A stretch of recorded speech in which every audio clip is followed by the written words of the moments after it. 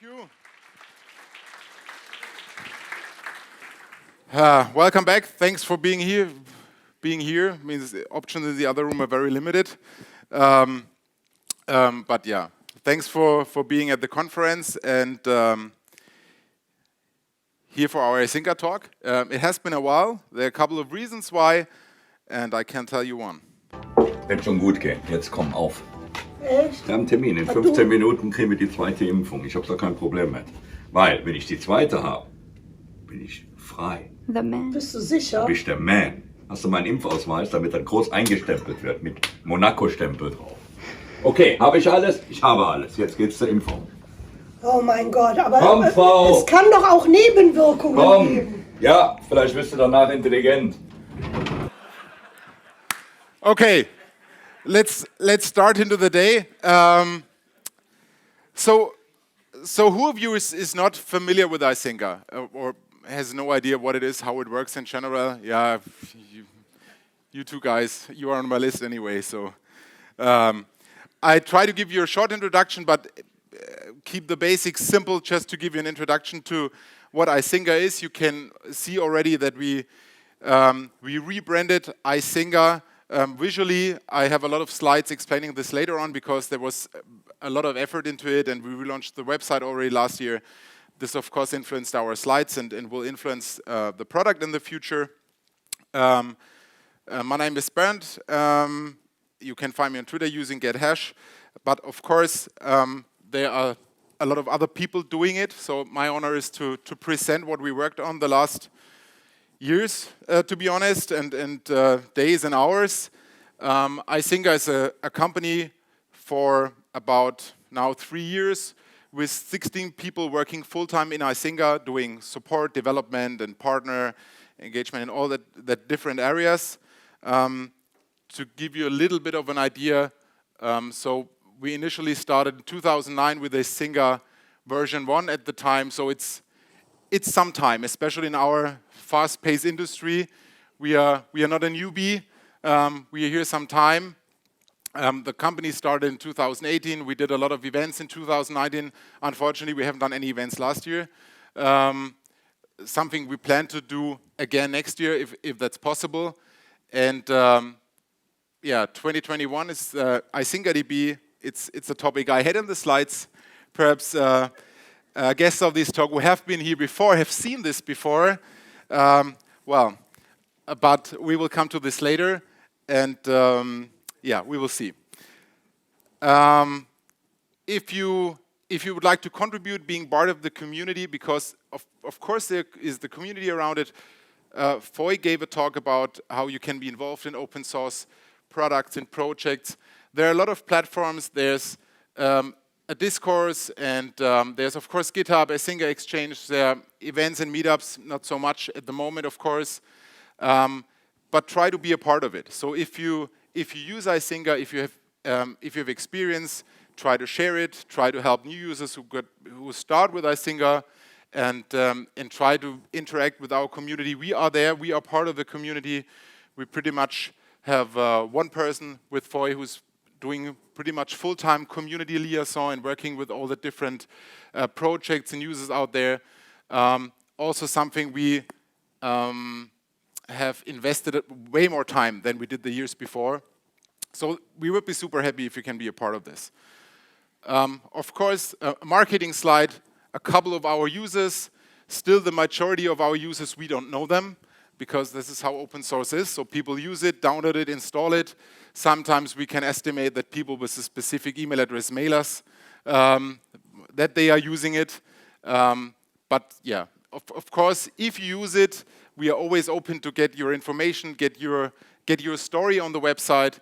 We'd be more than happy to learn about it, because that's even interesting for us, even if you're not a paying customer. Of course, fantastic if you're a paying customer, but we would just like to know what you are doing with Icinga, because that is what drives us forward, that motivates us, and is even involving a lot how we move on with the development. So if you're using Icinga, if you have any issues with it, needs, requirements, ideas, share it with us, because that is what influences the product most, are our users. Just to give that short overview, which I told you at the beginning, what Icinga is, we thought a lot about the last years because we always had the problem when we were at fairs or conferences and we were at our booth and people were approaching us and say, what is Icinga? And we said, yeah, it's a monitoring you can do. We didn't have any elevator pitch, so it was really hard for us to figure out how to describe what Icinga is because it can do so much in different areas. And we tried to make it way easier for new users to get an idea about how Icinga works, especially on the website. And the next slides are pretty much a portion of that description on the website to get an idea what our idea and what our understanding and architecture of Icinga is. And we have that Icinga stack, which we named it. It's perhaps not the most creative name, but it works for us, where we say we have 6 areas where we work in, 6 different levels, where we work with infrastructure. And first of all, the fundamental thing which Icinga does is monitoring in some way, figuring out if your infrastructure is okay. Start with simply like availability monitoring. Is the software available or is the hardware available? Does it work? Are my services here?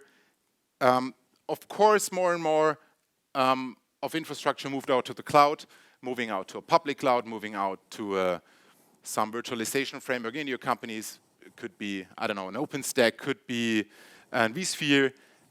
Getting these infrastructure into Icinga is, of course, an important part for us.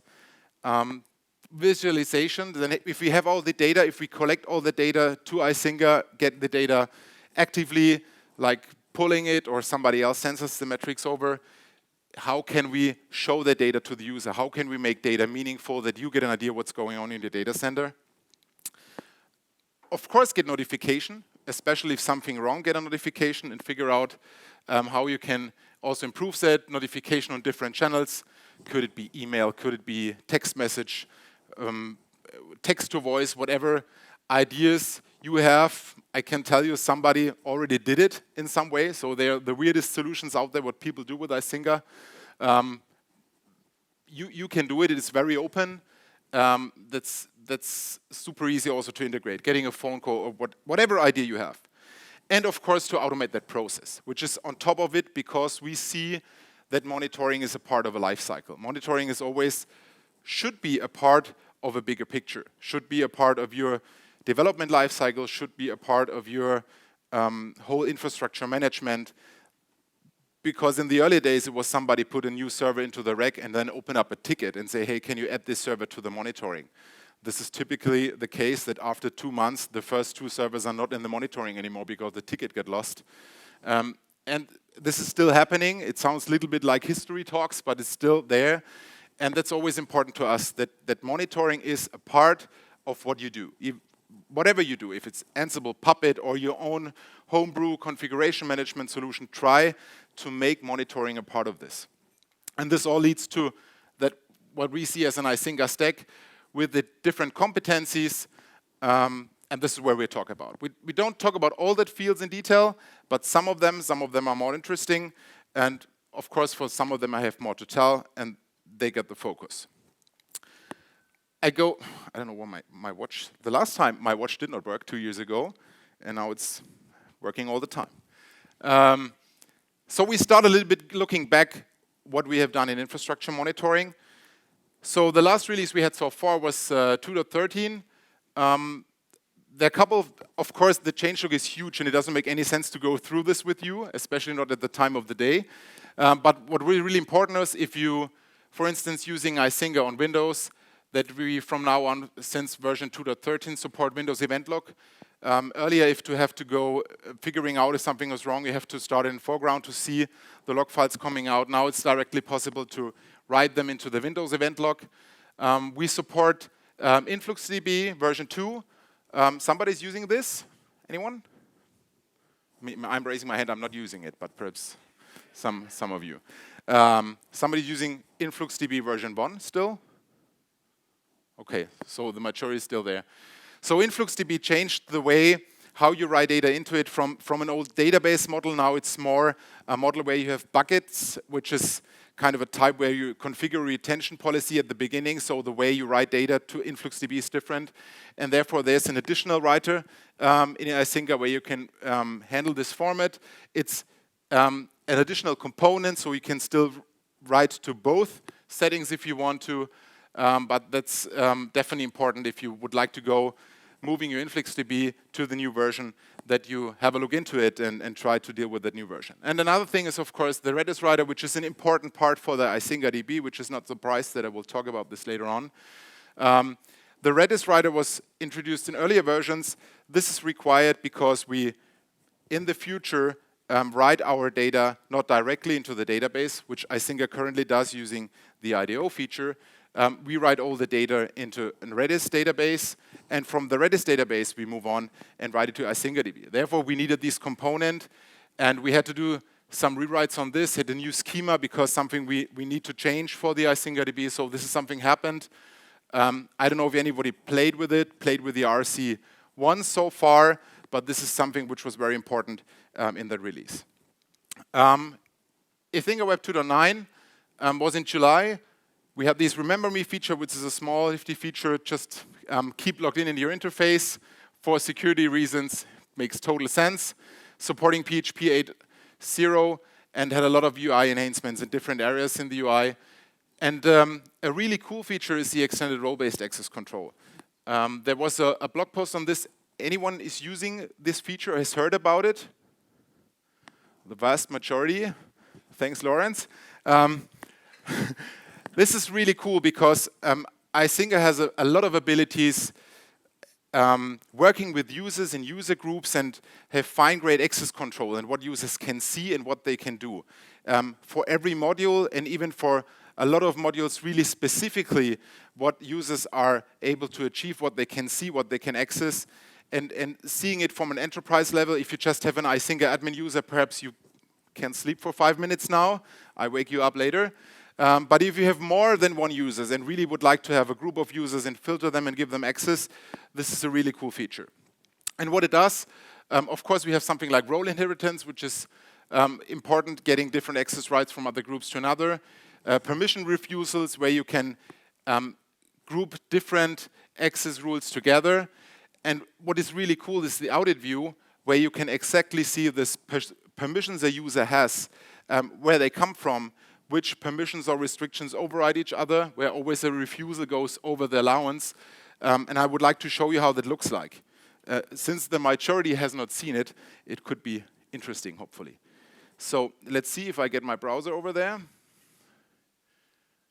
Can you see it? Kind of? Okay. So there's a lot of red going on. So I cannot see here, but it hopefully works. It's, I would say it's a demo setup, but honestly, it's our Icinga production setup with some random checks on top of it. So it's a real system. Thanks, Blarim, for letting us modify your system. We just have some groups. We have our internal LDAP users there, but also we have a restricted user and demo user group where you can see different users and different rights in there. And if we go to the roles, we can also see what these roles can do. And where Icinga is really good and is having a fine-grained control for every module, where Icinga Web itself or the monitoring module is a module, what can the user do? So going into that, to the details, for example, let's take the director.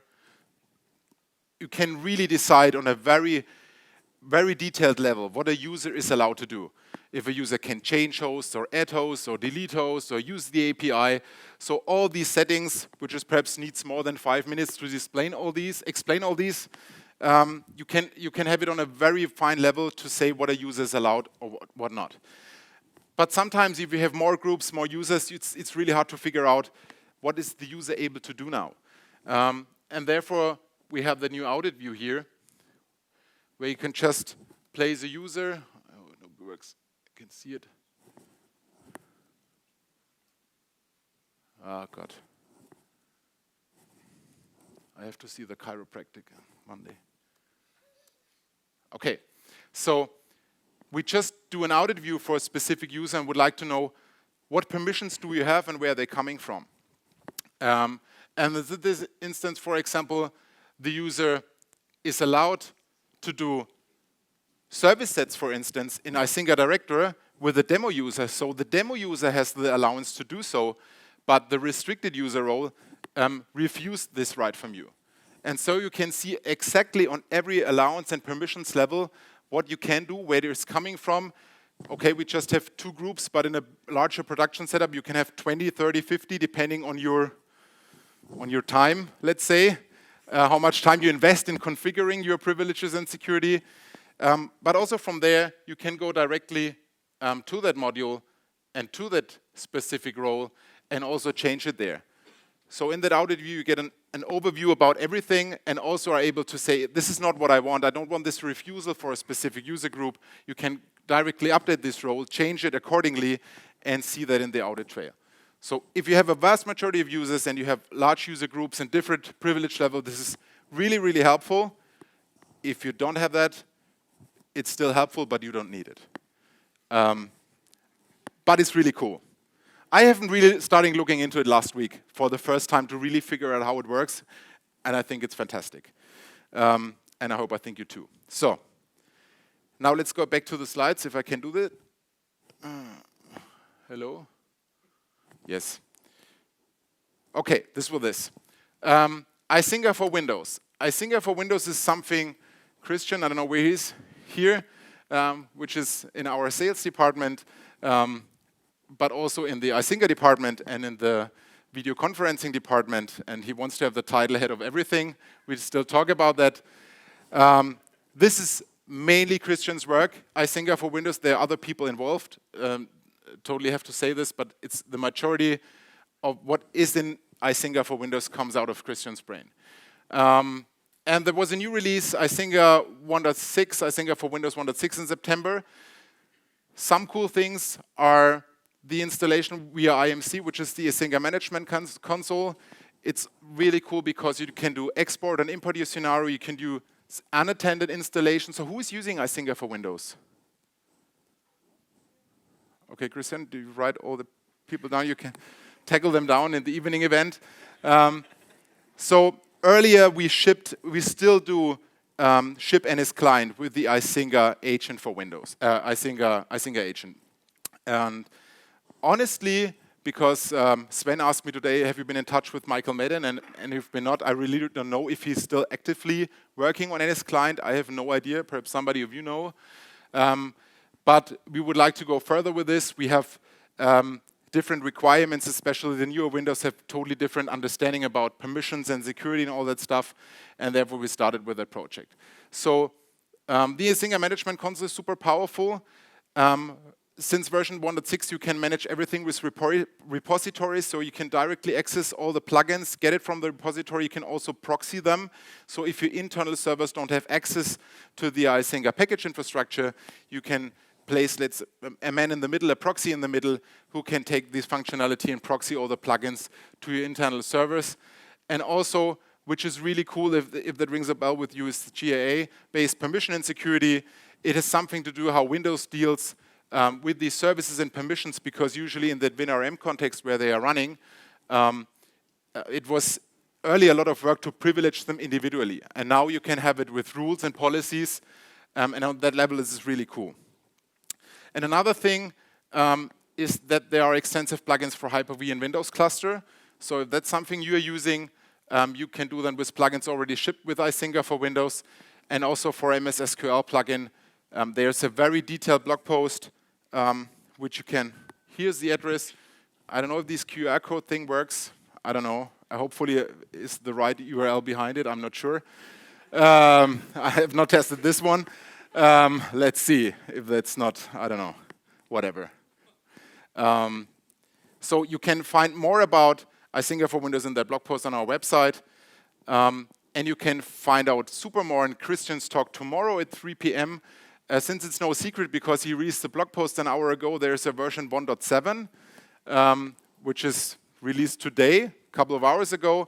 And Christian will talk tomorrow about this, what Icinga for Windows can do with version 1.7. He's like a very hipster title every year. It was like Revolution, Evolution, Endgame, whatever coming in the next year. So if Icinga for Windows is a thing interesting for you, definitely make sure visiting Christian's talk tomorrow at 3 p.m. So container support. There are now official Docker images for Icinga, Icinga Web, and Isingerdb. Docker Hub. There's already in our sandbox a Docker Compose, which will be at some point in the future. I cannot tell you when, but soon. Will be in the official repository. It already works. I bootstrapped my demo with this on Saturday, and it works. Just like clone the repository. It's also well documented in a blog post. Just clone the repo, Docker Compose Hub, and then you have a full featured setup on your machine. So if that's something interesting for you. Also, there's a lot of room for new stuff in the future, which will come, how we can integrate modules in the Docker images and all these things. There's some stuff to do, but it's definitely a base where you can play around. Also, like Bodo is heavily involved in that area. I don't know if now, but he was earlier. So if you have any questions, and he's willing to answer that until 2 o'clock in the morning, Bodo is your first contact regarding Docker. Right, or 3 a.m. 3 a.m. Okay. Talking about the automation stuff, just a little bit. What Tom is working on currently, and with currently, I'm really talking about currently. I think he's driving here right now and doing something in the car, but there's no release. But this is what we are working on currently, is Icinga Director 1.9. There's always also a changelog for the upcoming release. What is happening there is that we worked on that monitor module permissions, which is something that a user directly, if you work with Icinga Director and you have a hook in the detail area, you can directly modify an object. You can do it now without having access to the director specifically. So you can hold the director configuration and deploy mechanisms away from your user, but they are still able to modify an object in the detail area. We have a purge on the basket import, which is a new feature coming up. What is this? With baskets, you can pretty much export, import parts of your director configuration from one director to another, or make a backup. And with the new purging, is it possible that, for instance, if you use a staging system for Icinga Director and export your baskets and bringing them to production, you can configure now that specific object types you are importing are going to be purged before in the target system.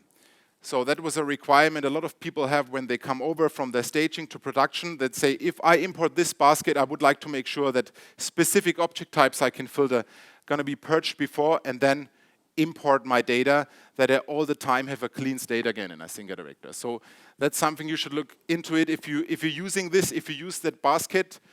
Who's using Icinga Director? And the basket functionality? Sometimes without purging. Okay, there's room for improvement, so have a look on it. I don't know. Basket came, I guess, with 1.4 something, 1.5. I don't know. It's there for a while. But it's a pretty cool feature to export and import your data, figuring something out if it works, going from a staging to production. It's really a cool mechanism. Also, I guess Icinga for Windows ships their configuration part for a director with a basket import. So if you use Icinga for Windows, all the service and check definitions come with the Icinga basket export, which you can just import into director, and then you have everything, and you don't have to create your configuration manually. There's a lot of happening in the property modifiers for import. If you have different import sources, you can modify them. So that's really nice and helpful. And also right now, what's happening that all the Icinga objects in the Icinga director schema were switched over to using UUID. So the whole data model already in the master changed for upcoming features we plan for the future. More about what's coming here you will see in the next months, but this is just the foundation for things where we can work on a more fine level with different version states and different features which Icinga Director will bring. But this is something, if you use Icinga, if you use the new version, it doesn't auto-migrate. You should not see it. You should have no contact with these UUIDs. You just use the API or use the interface. But if you, let's say, if you want to look into the code, if you have a lot of time and would see what's going on there, and you look to the commit messages, you can see that a lot have happened and the whole data model changed, and the why will come soon. Notifications, another thing.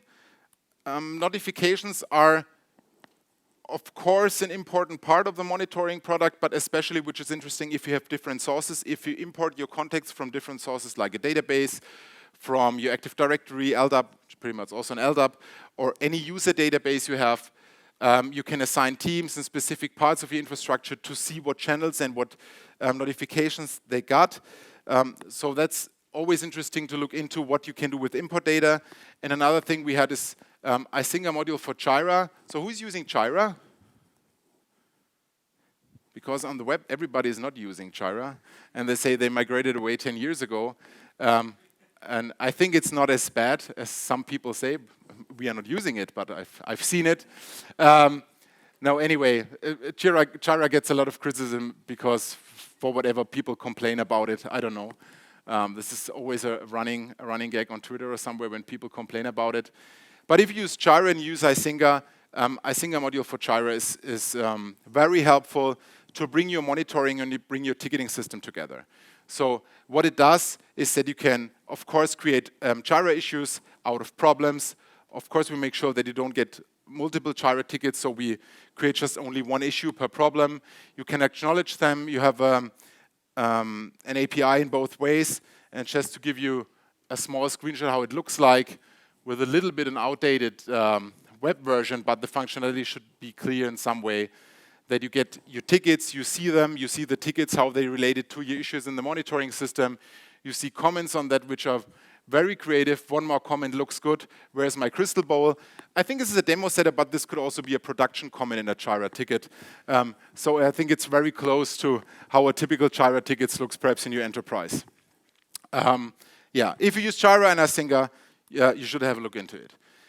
Cloud monitoring, and just covering one area is Icinga module for vSphere. Who is using this? Some of you. I don't know, 10, 12. Icinga module for vSphere, I think it's some while ago until we released the last version. Version 1.1.2, I just check. Not today. Will be here later this week. It's already there. It means this is the reason why I write later this week, right? Not today. There was today, but a lot have happened there. Icinga module for vSphere is a fantastic plugin if you use vSphere, if you use ESX servers and would like to monitor them. And Thomas has invested a lot of time in bringing the new version of it. There are 3 areas we mainly changed with the new Icinga vSphere. So first of all, the daemon process, who is responsible for gathering all the information data out of vSphere or ESX, is rewritten. So it's now an asynchronous single process which pulls all the different vCenters. So if you have multiple vCenters in place, it pulls all them in parallel. The process is much smaller and the polling is faster because it works differently. It's a Unix socket, which means also processes outside, it works independent from Icinga Web. You can also, using, I don't know, SOCAD if you want to, and make JSON encode against these processes because it's just using a standard Unix socket, which has the goal that in the future also these different pollers, if you have larger vCenter installations, you can distribute them in your data center. So you can have local pollers in your area and put all the data in a central database together. So this is, from that perspective, very helpful. Now, there's a direct influx DB right at in that module. So performance data coming out of vCenter, vSphere, you don't have to tunnel them through Icinga and using then Icinga influx DB writer to write them to the metrics database. You do it directly. So you can define one or multiple InfluxDB data sources. Version 1 and version 2 is supported directly, and write all the vSphere data directly to the InfluxDB database. Also, the data is enriched to create the relations between disks and network cards that they make sense in the InfluxDB later on, because the vSphere internal data structure is based on IDs, which means the disk usage has ID 5 on system A and ID 270 on the other system. So all the data is enriched that it later on makes sense. And you can analyze them, that you just have IDs in your InfluxDB. We can write them in the 20-second resolution, and there are also Grafana dashboards available. and there's a lot of happened in the UI as well. So the whole process where you can see the host, the network interfaces, everything was rewritten. So it takes about, if you have a multi-hundred vCenter setup, it takes about like 5 seconds to do the initial polling, and from there on, you have all the data. And some screenshots how it looks like. You have here, you can see your different vCenters connected to that module. You can also directly connect to your ESX. Also, the technical overview has changed, where you get an idea about your different resource types, host systems, virtual machines, data stores, networks, and all that stuff. Here you get an idea how the InfluxDB instance looks like. And the thing here is if you put in the InfluxDB URL and verify it, it's just a command sending over to the daemon. So the daemon itself does the work. It's not the web interface, so the web interface is just corresponding with the daemon, and from there on works goes on, is validating what API version do we have. It has an auto detection if you have a database or bucket-driven InfluxDB, and then you can directly write your data there. Another thing is a new detail view, where you can also have, if you want to, your server picture, if that's a brand which is known in some way. We automatically download this picture, and you get an overview about what's going on resource-wise, what hardware you have. You can also, now I'm jumping into the camera, you can go directly into the service tag, for instance, and see if you are in warranty. So if that's something you're using, if you are in that environment where you're dealing with vSphere, this is really cool, because it gives you a detailed overview about all the hardware, what's going on, how they connected, which disk is connected to which controller. If something is broken, you can really go deep down to the hardware level and figure out what needs to be replaced, what is not working, and how it works. Also, you get a direct path where you see here, for instance, data center, yeah, well, also valid. Host, which LAN, so you get everything you need in that software. My hands are so thick that I'm always enabling Siri voice thing. So what I do now calling it the emergency call that I have a heart attack, I get. Put this watch away. Okay, let's talk about Isingerdb. Really. Why Isingerdb? So that's a good question. But there are reasons. It's not because we didn't know what to do. If you are familiar with where we are coming from, where Icinga is coming from, IDO database, and if you have a little bit of an idea how the database schema works, and if you're currently, and I had this conversation yesterday evening, using Icinga in a large environment, it could happen at some point that the interface does not react as fast as you want it to do. This is multiple reasons. Our typical user, which is perhaps not the typical people using it, but the typical user we know, have a large environment. They have hundreds of thousands of servers and services they monitor.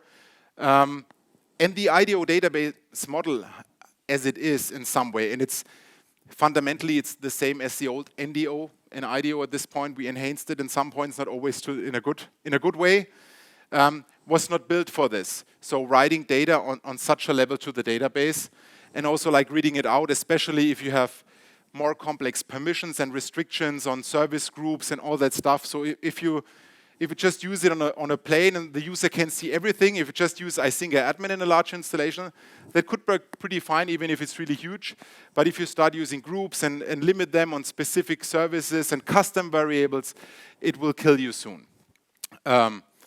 So that was one thing. So it has a performance impact on the core side, like writing the data to the database. Of course, on the other hand, like reading data from the database in the Isingerdb, because SQL statements gonna be long, and especially if you work with all the stuff I explained before. Another thing is that we, in some point, would like to downsize the core functionality. So right now, a lot of stuff which Icinga does, so most of the core process jobs are done in the Icinga core.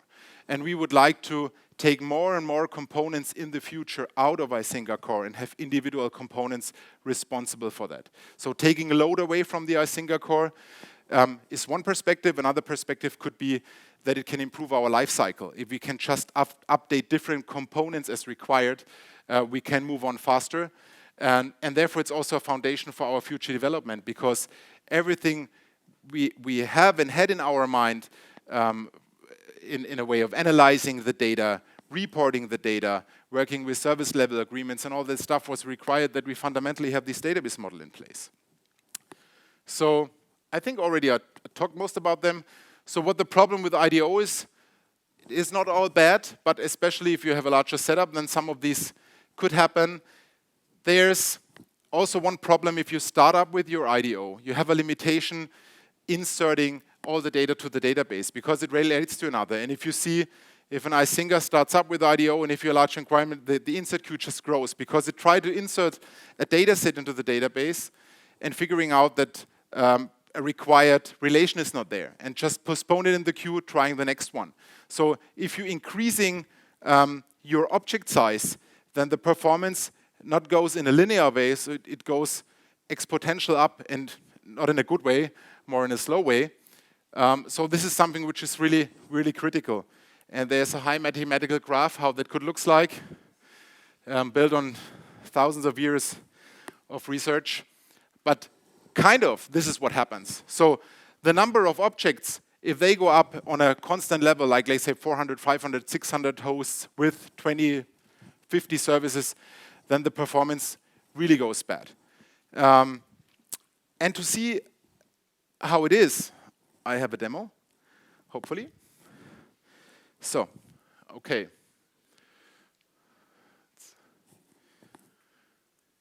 We will see. Of course, I'm working as root. Sure, it's not a production system. That's another system. We have two demos prepared, which is you cannot see, but I can tell you. Anyone familiar how I can move everything to white here? Because I guess we have experts that you don't have to deal with it blue. How can I configure this? Somebody knows? Okay, thank you. Okay, we have two folders. I guess you cannot see it. We have a folder IDB, Isingerdb, and we have a folder IDO. And I start with the folder IDO. And größer bitte. Mache ich so? Mehr? Hold on. More. So? Okay. So there are two folders, and just to get an idea what it is and how Isingerdb or the different approaches how we insert data changes it. You can see this is just a Docker setup we are using here. We have two Icinga demo configurations. So first of all, we look in Icinga A. Oh God. It's just a configuration where we have a number of hosts. It's 3,000, and then we're just auto-generating services. But this file is the same for IDO and Isingerdb. This is the same file. The only difference between the demo set is that in this setup, we are using the Icinga blob. We need the sound later on, where you can see we have an IDO MySQL connection in there, so that you can see in that setup we're using the IDO to do the startup. And to do so, oh God. So we do a Docker compose, up, and force recreate. Blob, bloop. So what happens?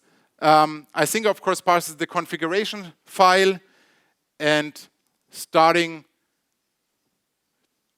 to connect it, validating, building the IDO connection, and we're recognizing the time. It's oh, it's late in the talk already. It's 25 minutes after 4 p.m., so still 1 hour to go. And you see that pending queries means the number of queries Icinga had to put into the database. And this is increasing because, first of all, Icinga is not able to write them to the database as fast as the core generates the new queries out of it. So this will work in the background. And I go back to the presentation. So, okay, so this runs. So the question is, 2 years ago, we had a release candidate 1. So the question is, what is with release candidate 1? And after the demo last year, we did an interview about it. Es fällt einem schwer, irgendwie zu sagen, okay, man hat nicht alles investiert. Das ist so ein bisschen das Positive einerseits, und trotzdem ist es natürlich irgendwo sehr, sehr enttäuschend, hier auszuscheiden als ganz klarer Favorit. Wie war denn jetzt die Stimmung gerade in der Kabine? Sie waren schon drin seit 2000. Gab es irgendwelche Erklärungsversuche schon? Nee, da gab es noch gar nichts, aber die Stimmung ist natürlich dementsprechend, wir sind natürlich bedient, können Sie sich ja vorstellen. Ja. This is exactly how it was, in some way. So, what about release candidate 1? So, at the time we did the demo 2 years ago, it worked, but we already had problems. We didn't know, we didn't consider the right way. We already knew there's a lot of work to do. We had problems with overdue checks. We had some issues with cluster functionality.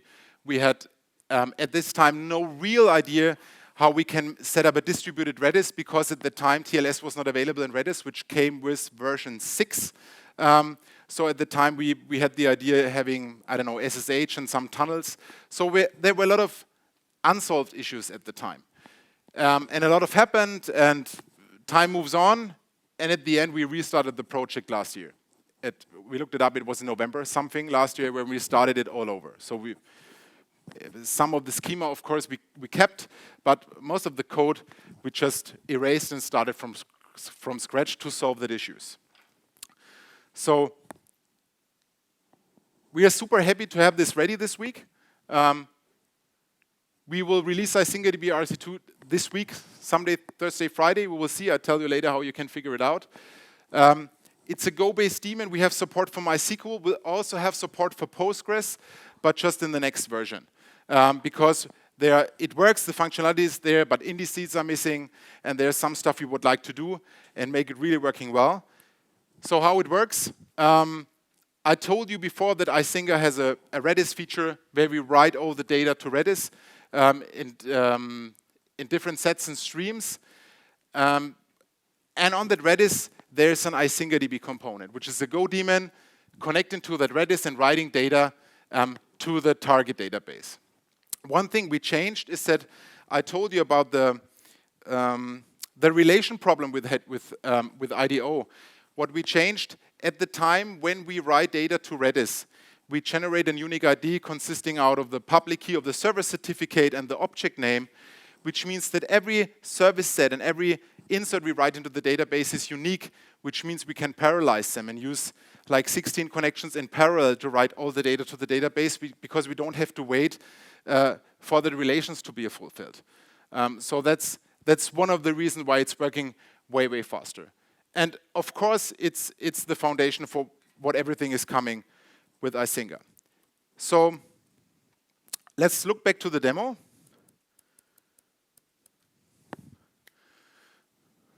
Still working? No.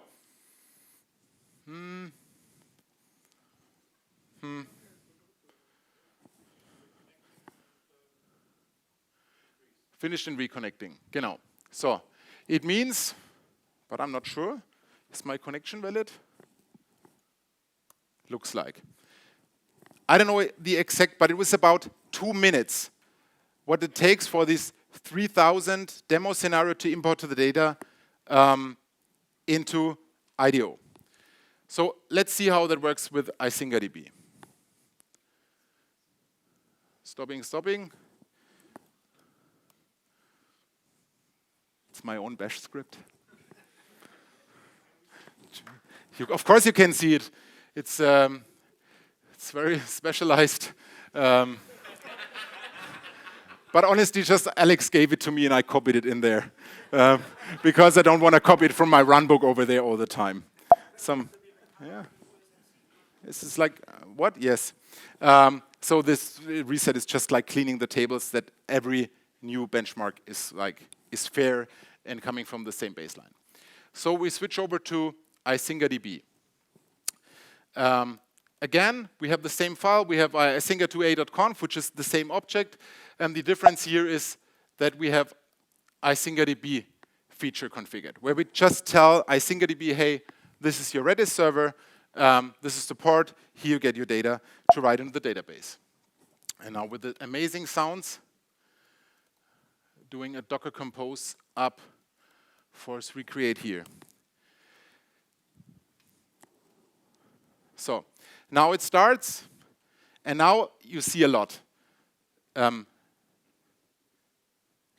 Debug. But you can count it a little bit. It's about, somebody stop the watch. That's it. So going from 2 minutes to 20 seconds. Cool, guys. It worked. So it's fantastic. I think it's really fantastic. So it's really a performance improvement, and working with that, getting the data into Icinga is really cool. The debug output is destroying it a little bit, but again, like the zone entry is the last one coming, configuring it, and going from 2 minutes to 80, 90, 20 seconds here is really, really cool. But of course, if you would like to work with it, now the data's into the database and you can use your own SQL, but of course you would like to work with it. And there's one part is Isingerdb core, and the other part is Isingerdb web, which is the web interface working with the data. And which was hopefully clear in the architecture view before, that also we changed the way how Icinga web works, of course, because now in the existing system, Icinga web only works with a database. There's a connection to the core for sending commands, for instance. This happens to the core, but anything else is coming from the database. And this is changing in the future. So all the structured data, let's say it this way, is coming from the database, but all the current check data, all the volatile data, you all the time, like every second say, okay, is coming out of the Redis, which is improving the query rate and the functionality in the web interface. And how does it look? I show you. So, okay. So, how much time do I have? Fine. We meet in the lobby at 6:45. So, we have plenty of time. I go to the dashboard. You can have Icinga Web, the current monitoring module, and Isingerdb. You can run it in parallels. You can enable IDO and Isingerdb. In this case, I have disabled the, let's say, traditional monitoring or legacy or whatever name we will use in the future monitoring model, and disabled this and just enabled Isingerdb, which automatically changes the menu in that way that your problems and all the time have the same thing. So let's go to services. Something which changed for every basic view in Isingerdb is the view mode over there. So for every data view, you can very easily decide how much detail you would like to have in your service grids. And if you just would like to have a limited amount of data, just getting your short check result, you can also see in the logo, and you can see in the detailed view here, for instance, that is not what I want. On every level, it's very easy to also see more data than before if that's something you need, but especially if you would like to go into it, you see also the states, you can see hard states in the detail, and also get more information about what's going on. What's really, really cool is a new filter editor. And we invested, I would say, we invested months into it. Yeah, definitely. So working with that structured data we have now in Isingerdb, especially if you have a large amount of services, it's super important to find the right data you would like to see. And let's see if I can figure out how it works. So first of all, you have a tab completion. So say, let's say service state type ist gleich soft. For instance, I directly see all the services, which obviously in a soft state. And I would say, okay, I would like to say the service state. Now, what is it?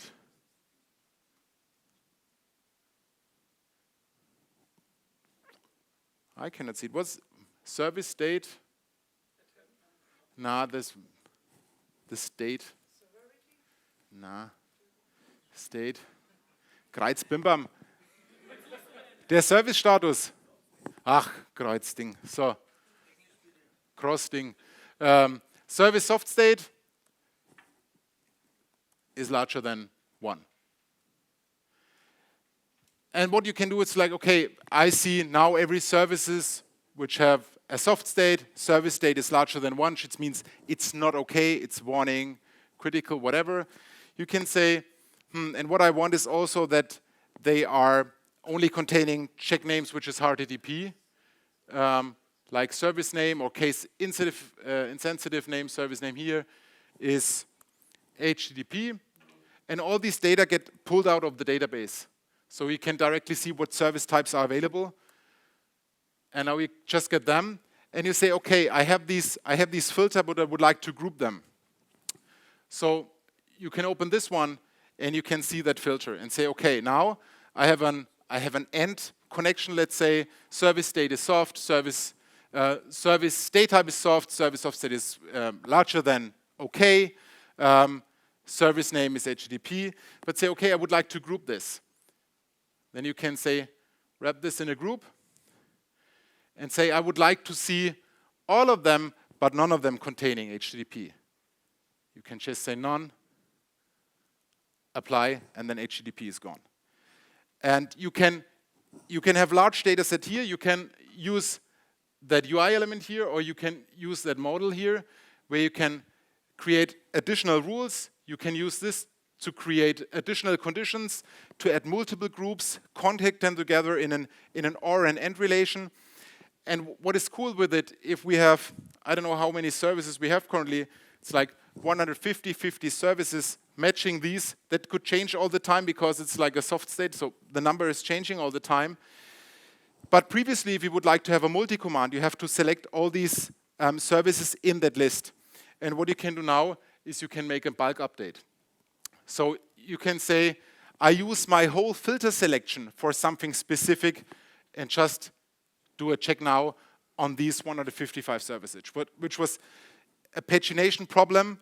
And now working with large service sets and with custom variables, also custom variables, if they delimited and if you're using arrays, you can tap them down and go to every custom variable on a detailed level, filter them, and working with them, doing a notification, doing a downtime. Also, you see that we changed these whole functionalities from, there was previously another pane opening up in Isingerdb. I don't know if you remember. So if you set a comment or an acknowledgement, there was another one. We moved all that commands to modals, so it's just like an element you can do there.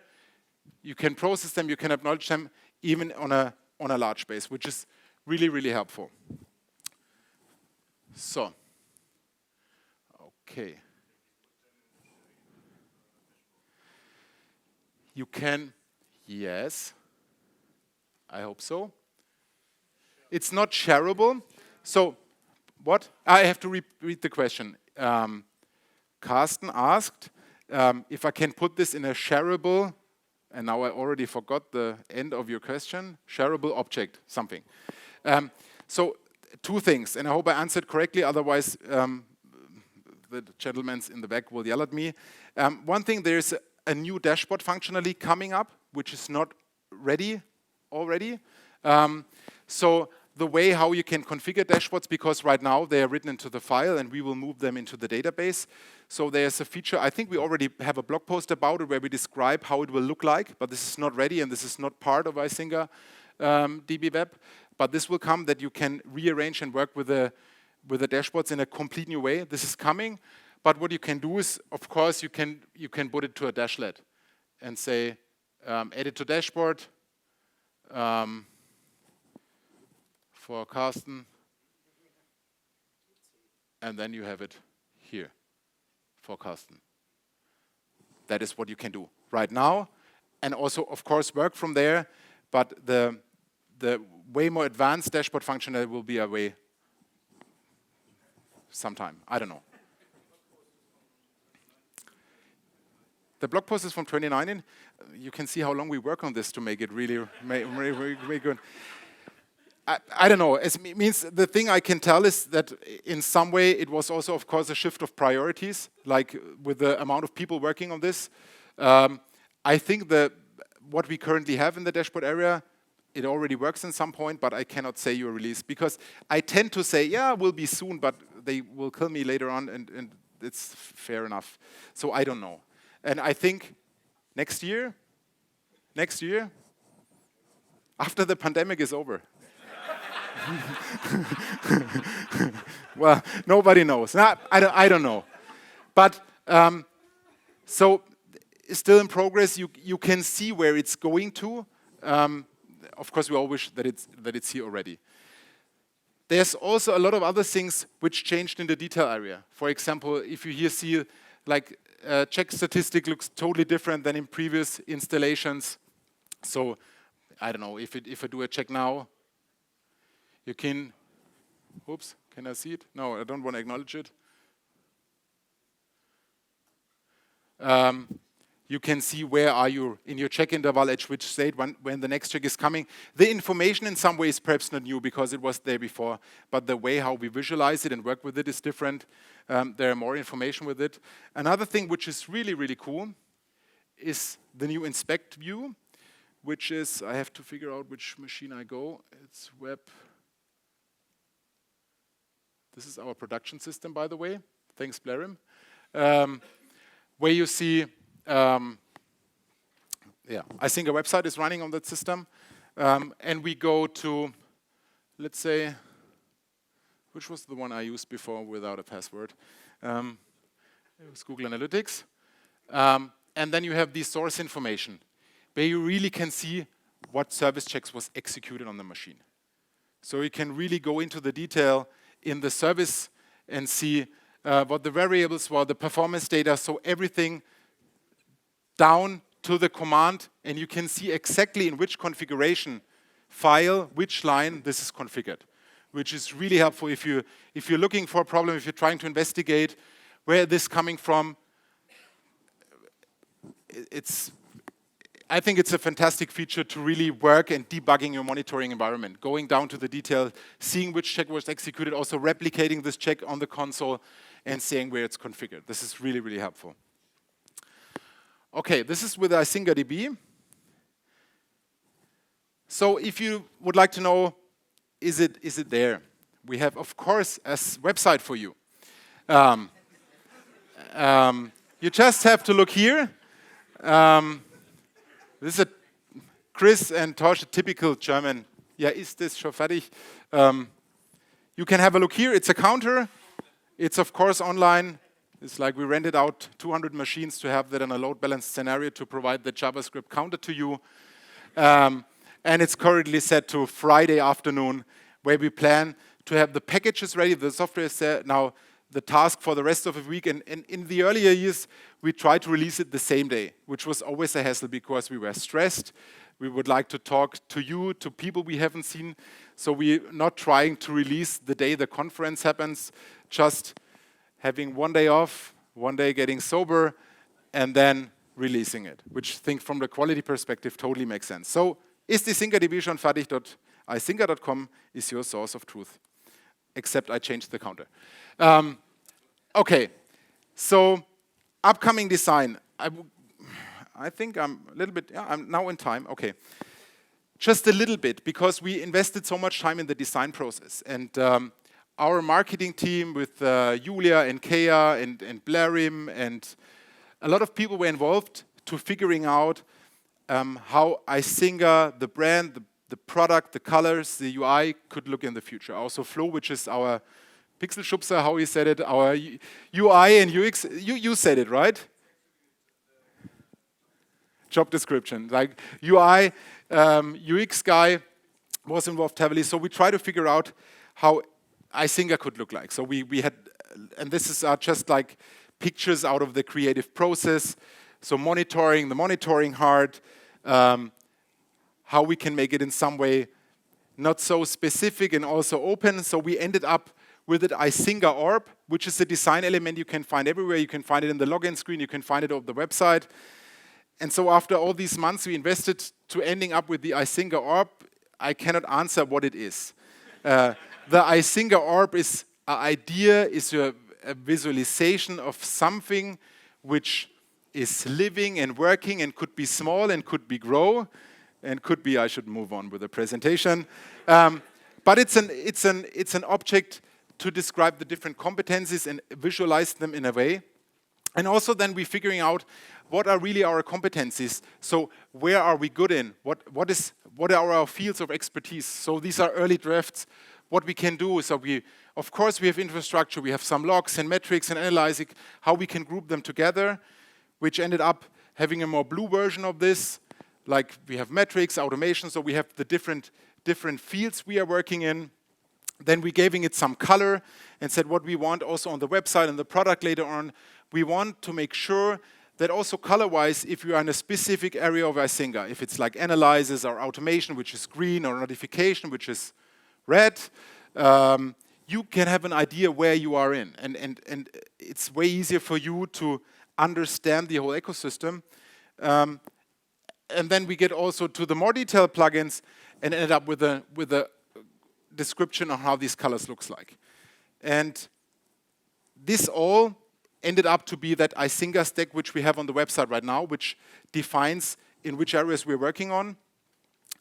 And the next goal we have is applying this redesign, applying these colors to the UI.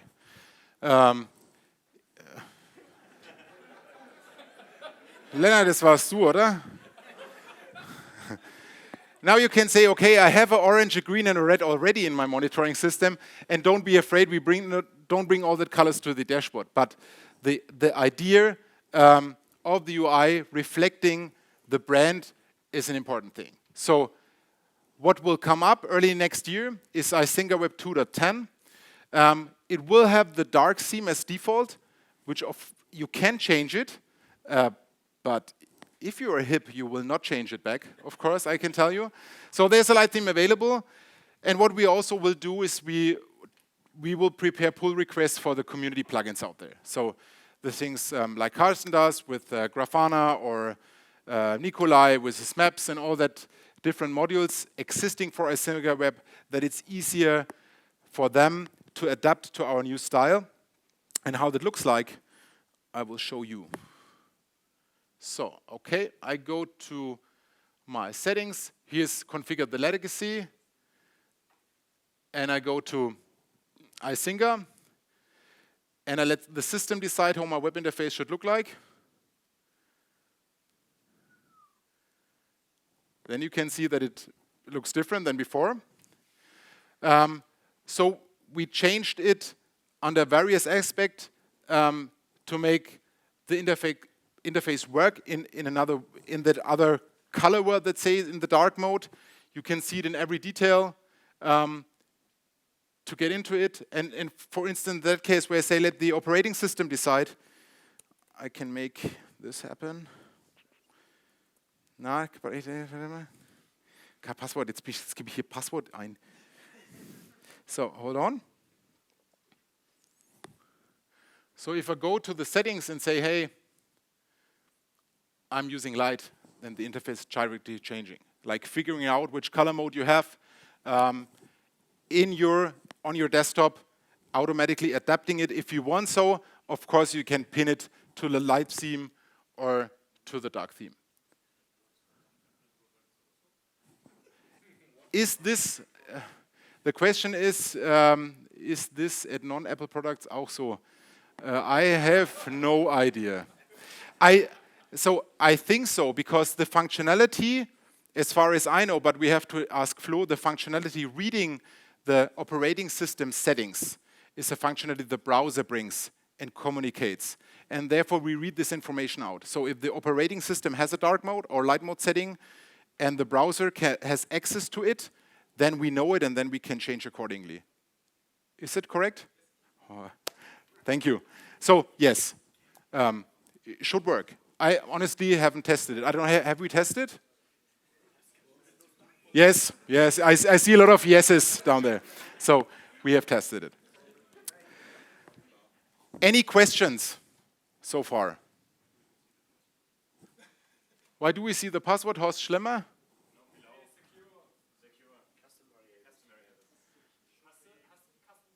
You mean this one? Yeah, that's because it's secure. Oh, okay, move on with this. So,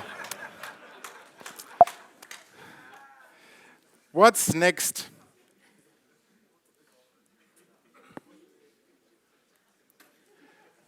What's next? So, first of all, which is not upcoming, it has been. Foy talked about contributing to open source earlier this day.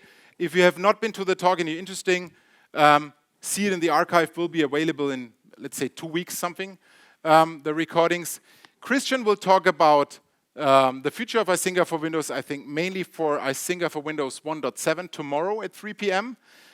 And Foy will also be at DevOps Days Tel Aviv later this year talking about accessibility in monitoring, which is also an important thing for our product, that the colors works, screen readers works. Foy gave a lot of talks about the topic and is totally your person to talk to if that's a thing. And it's a thing for a lot of people. Like color blindness, is it the right word? Not so, right? What is the right word? Color vision deficiency. So there are a lot of people who need that, and it's important for them, and therefore we make sure that it works in all that themes. So that's definitely super interesting, and Foy is the person to talk to learn more about this. Upcoming releases. So Icinga Windows today already. Isingerdb RC2 later this week. We will have version 2.13.2 later this week. A new Icinga Web 2.9.4. I don't know if the minor versions are really important to read, but now I'm into it. And we have the release of the dark theme Icinga Web 2.10 earlier next year. And for next year, what we plan, I cannot say exactly when we start, but we will targeting events and notifications next year.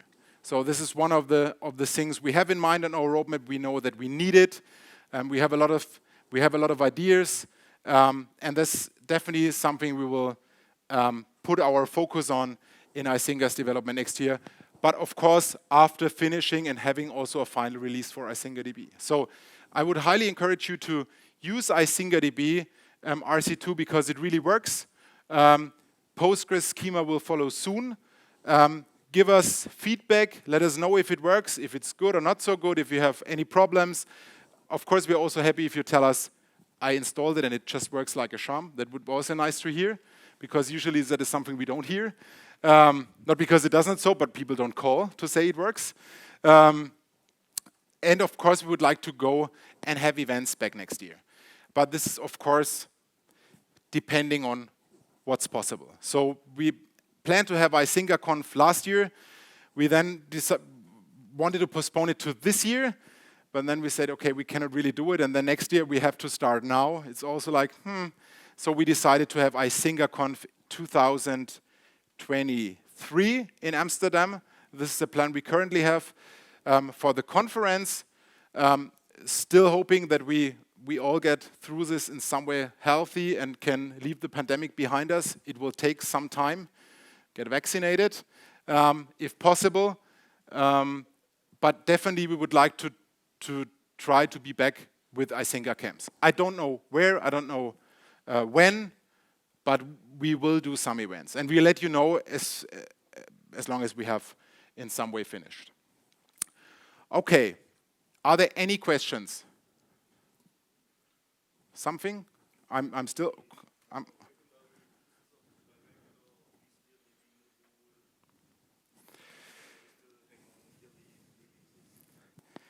I repeat the question, if we plan to have more regular releases of Icinga Director and vSphere, or do we have to wait a year, kind of question was the answer as well. No, No, honestly, so it depends. First of all, for Icinga vSphere, for instance, which is Thomas currently working on, that at version 1.2 is also heavily sponsored by one of our partners, Bird Phoenix in Bolzano, because they're using it heavily. Which, of course, also drives the priorities at some point, which we are working on. Of course, also Thomas, which is the main developer of Icinga vSphere, is involved in a lot of other projects. If you like to ask if they would I like to have it, yes. I would like to say people use the current release and not use the master, yes. I would not like to give a promise that I cannot keep up with because I did this before, and I still should learn. So I would say, yeah, I think one goal should be that we don't try to put so much stuff in one release, so more and smaller. I don't know if Thomas is still here, but he will come. Talk to him. It's not saying it's not my business, but it's also really hard to answer it. But yes, of course, especially vSphere, I don't know what version 1.1 is a couple of years ago. I think 1.5, 2 years? 2 years. So this was overdue to have it, and we will have it this week, so I'm happy about it. Isingerdb 1.9 will come soon. I don't know if it's coming this week, but it's pretty much ready, so it says to do some documentation stuff. But of course, if I can have it, I would like to have it more often, sure. And I'm recognizing now that it was, of course, no answer for your question, but I try to get myself out of this. Yes, you are right. Any positive questions which I can answer? No, also negative. I'm totally fine. Yeah.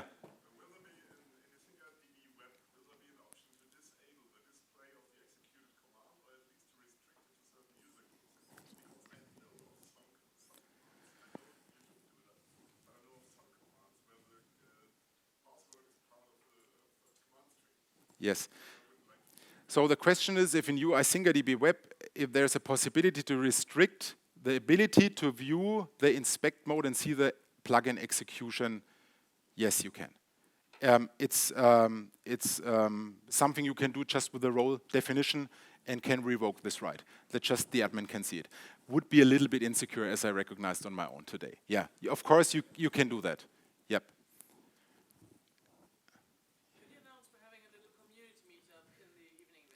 Yes, you told me before, that's true. So if you are interested in meeting some other peoples of the Icinga community, we have a small event later on. I think the best after the talk, get in touch with you, with Foy, who responsible for all the community work.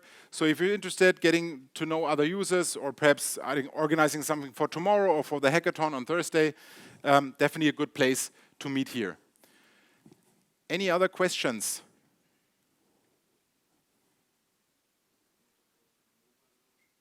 Mobile version, it works on mobile. Hold on. Where's my browser?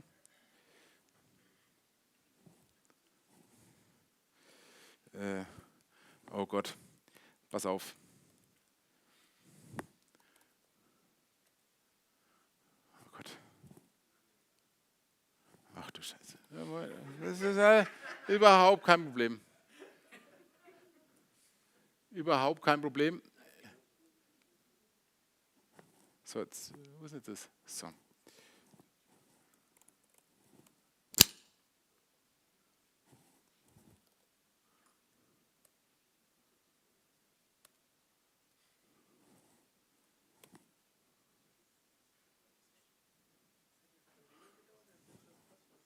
Was hat es länger gedauert? Ja, das Problem ist, ich weiß mein Passwort nicht. So, it works on mobile. Okay, I don't want to download. That's another problem. But yes, it works. I don't know. There's a responsive view in Chrome as well, but this usually there's my mobile setup in there, so I used to show the Safari. Yes, you can do. You can work with that on mobile. Although, like vSphere, for instance, because I have seen that before, works on mobile. I don't know if that makes sense. Going to your vSphere environment and the mobile phone, perhaps Saturday night, if Wetten Das takes too long, you can do it. If that makes sense, I don't know. But yes, you can. Any other questions? Yes.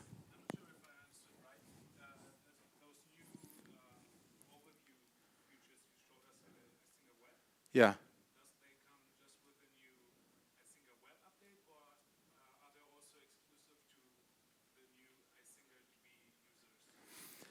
So the module, so the question is if the things I showed are exclusive to the Isingerdb web module. Yes, they are. So the whole monitoring module, like the models, the view layouts, the filter editor. Also, it's a question of the data model behind it to make that filter module happen that way that we can work with large data sets. It's only available to Isingerdb web. The legacy monitoring module is still there. There's no time to say it's deprecated next year. Of course, at some point we would like to deprecate it, but this is we have to finalize Isingerdb. We'd like to users get their hands on. Also, in the final release will come a migration script to migrate your historic data from IDO to Isingerdb. That is something we have already, but of course, there's testing because that's really important that people do their SLA reporting on that. But this is something we will have with the final release of Isingerdb. It's a migration script that you get all your historic states with it and have that in Isingerdb later on. The question is if there will be a reporting module upgrade for Isingerdb. Yes. Yes. Yes.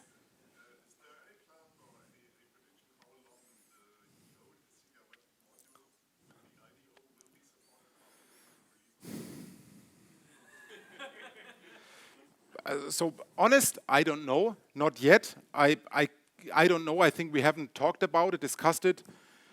At least 1.5, 2 years, something. I think so. But there are no plans so far. It means our goal for now is, of course, we would like to invite people use Isingerdb because it works. You can use it in production. But of course, it will have some problems or some bugs, perhaps, which is a bad word, a very, very bad word, but it could happen. But we would like to bring it to a level really soon that you can use it. And I don't know, it means the story is if we at some point don't say we deprecate it, we will have it forever. I remember when we disabled, there was once an old mobile web standard the old Nokia phones used. I don't know if somebody know how it, WAP, Wireless Access Protocol. And that was part of the old Icinga CGIs. And we said, this is really old-far technology. We have iPhone 3, we can disable it. And at the time, we write in the changelog that we deprecated where people are using, yeah, we use it. We use Wireless Access Protocol because I play Snake and then I look into my Icinga. So it's tough because people want progress, but to say this is not working from now is always we recognize is like, what? No, you cannot deprecate this. And also, what a difficulty is that a lot of people also build some analytics reporting around the IDO database module.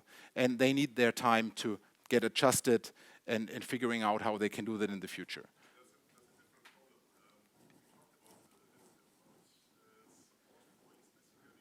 Mm-hmm.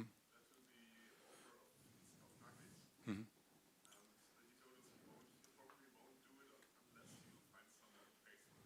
Surprise.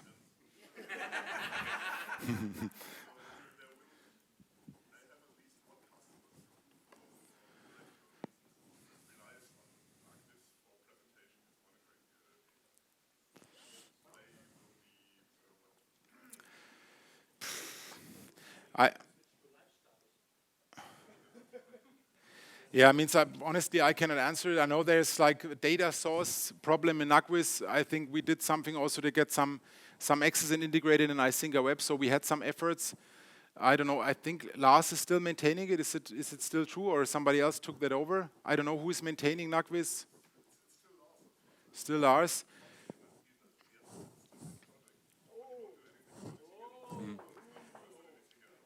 Yeah, so, and that's, yeah, he has different interests, and I cannot say. Perhaps we come to a point where we see that it's really a critical number of people using it, that we talk to each other, because of course we can talk to each other. We don't hate us, so I hope we like us, and say, hey, can we find a way to connect NETWAYS to it?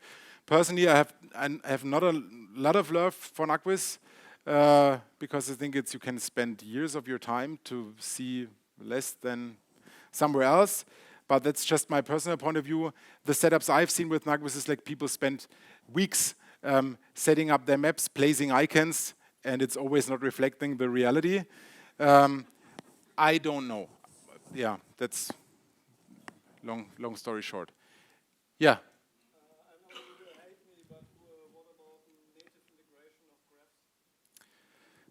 The question is, I know you will hate me, but what about native integration of graphs?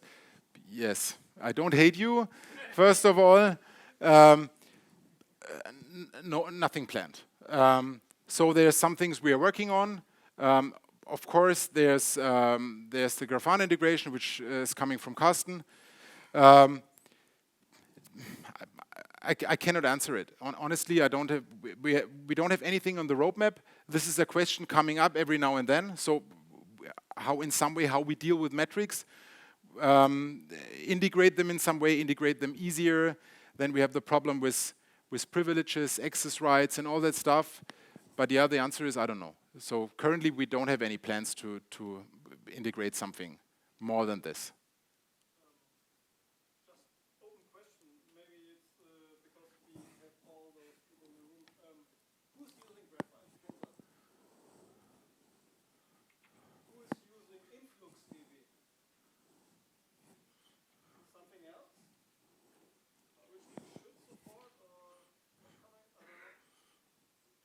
Is there a question?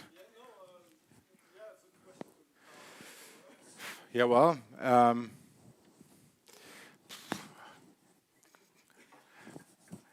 now, answer given. I think definitely that's a part of a monitoring system. People would like to see graphs and use their solution using their favorite graphic tool. That was one fundamental design, was that we provide writers to write into Graphite, write into Influx, and do then your Grafana stuff or use your own tooling around it. Because the product tooling you have, or especially, let's say, the functionality a Grafana provides, it's insane to try to do a copycat of this or doing this on your own, because it's crazy good in what it does. The question is, on what level do you integrate it, that it's easier for a user to, I don't know, have it in a frame or open a specific dashboard for a specific resource up. But doing this on your own doesn't make any sense. Any other question? Okay, then we are pretty much on time. Since it has been a while, and we have been locked up for now 1.5 years, and we are a service company, and consulting is our heart, and now it's perhaps for most of you the first evening event after years. I would like to give you a little bit of help how you can get in touch with other people, because perhaps you feel not comfortable and you feel unsure how to do it.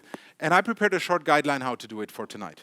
How to act when you see a person. Make eye contact. Now look down, hold 1, 2, slowly look back, now look away. Soft smile, scratch your neck, lick your lips. Make eye contact. Now wink. Now with the other eye, now with both eyes. Now smolder. More fierce. Stick out the tip of your tongue. Now swallow really hard. Big, deep breath. Eye contact. Now bite the tip of your finger. Now bite the middle of your finger. Now bite the base of your finger. Pull it out. Now subtly sniff your finger. Eye contact. Slowly start nodding yes. Yes. Now a little crazy in the eyes. Keep nodding, more crazy, and relax. Look back at them very quickly. Now look them up and down. Now lick your teeth and snap. It works 100%. Enjoy the evening event. Thank you.